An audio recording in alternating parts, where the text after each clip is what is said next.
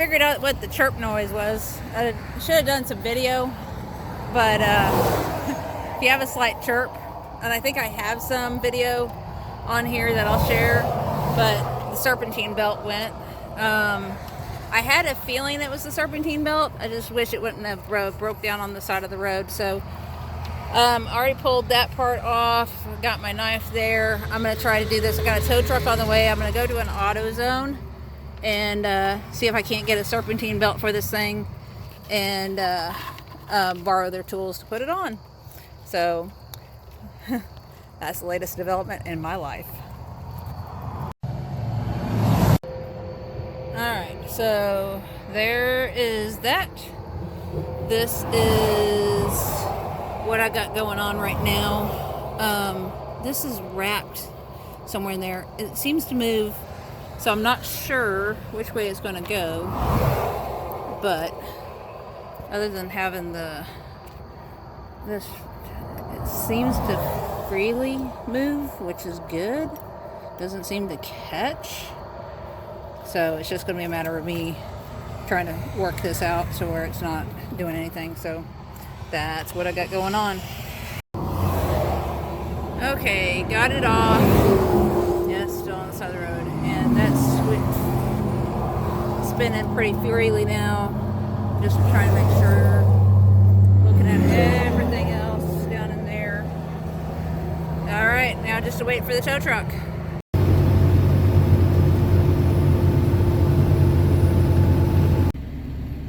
Got the new belt.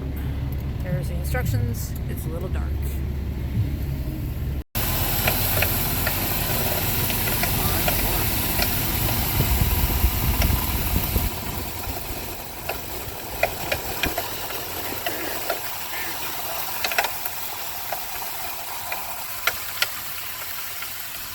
Not what I wanted to hear.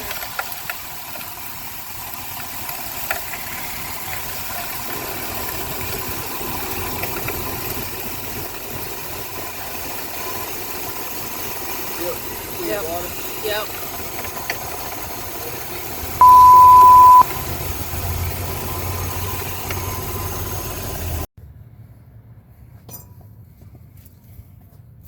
Alright, so I thought I'd do a quick update for after the incident with the serpentine belt and the water pump. So, new upper radiator hose. Went ahead and replaced it the other night. Just because the old one was getting a little bit soft and it was probably due for replacement. So you can see the new serpentine belt. Can't really see the water pump, but there's no drips. Only codes this thing is throwing now is the one that has to do with the fuel level gauge and the secondary air injection pump. So it's holding up pretty well for as many miles as it has on it. Probably have some minimal maintenance to do with it, such as cleaning the throttle body. I need to check the air filter. I haven't checked that in a little bit. And then I am probably going to do a coolant flush. It takes Dexcool. And the other night, the Autozone had a 50-50 mix. You can put it with any color. You just gotta be, just gotta make sure that you can do that. But when I was looking in here, a little bit of particles down there, so I think a flush would be good. And yes, the level's low.